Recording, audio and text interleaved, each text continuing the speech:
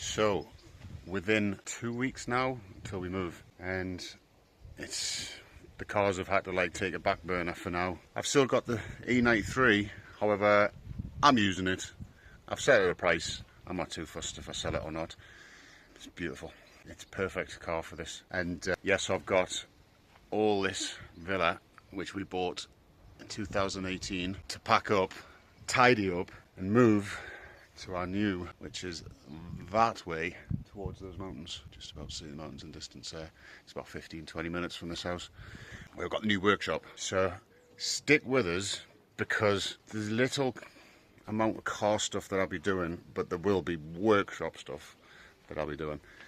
We've made this our home for 8 years, although the workshop in this bit is at the front and never gets the sun. Bought a bank repossession, turned the top half, which is the bit you see here, into an Airbnb, which we've got our last guests arriving this evening. It'll be bittersweet because obviously it's such a lovely spot around here, but with us renting out this part, which you can see here, we never really get to use this that much. So the new house has a pool as well, which we'll be able to use all the time because we're not doing rental anymore. Obviously it's got the big workshop, 5-bed, 4-bath, 2 lounges, roof solarium. It's got pretty much everything we need, if not more.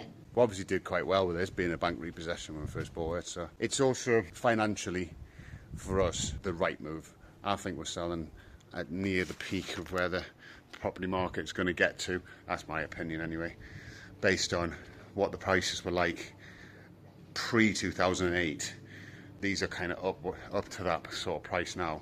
And Spain is one of the highest and most increasing property markets in the whole of Europe, but at some point it's going to have to level out. So I think if we were to cash in on this, obviously we bought it pretty cheap anyway, and did a lot of work to it, improved it, made all sorts of additions to it to make it perfect for not only the guests who have been here, which we are 80% full every year, but also our area, which goes through this gate would be normally locked. You will have to excuse the mess here because it is an abomination of stuff. So we've got bunk beds here, got this raised grass area, we've got a little sheltered, half sheltered area. It's also for privacy because obviously the upstairs is rental. This used to have a hot tub down there, it's just storage. I've got all my pool tools and mops and stuff that I'm going to need to be taking with us. We've got all our potted plants that we've brought from the back here, ready, watered, kept on top of. Stick them in the neighbours. We had this palm tree when we first moved here. The leaves were hanging down to here. 8 years it was abandoned before we had it. I planted this 24 foot bird of paradise when it was waist height. Now it's you can see how long we've obviously been here and how long things have grown. But these are bougainvilleas, or not, Islandias, that's what they are, Islandias. They were the height of the villa, right to the roof when we first moved in.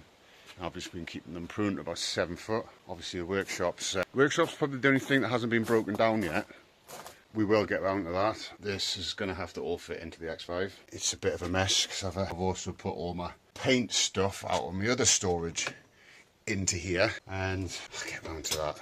That's going to have to be done near the end anyway because I'm going to have to use the X5 anyway. And then what we'll use is the E93 to get about in. We've got another van coming. The motorhome is ridiculous. Can't even get moved in the hallway.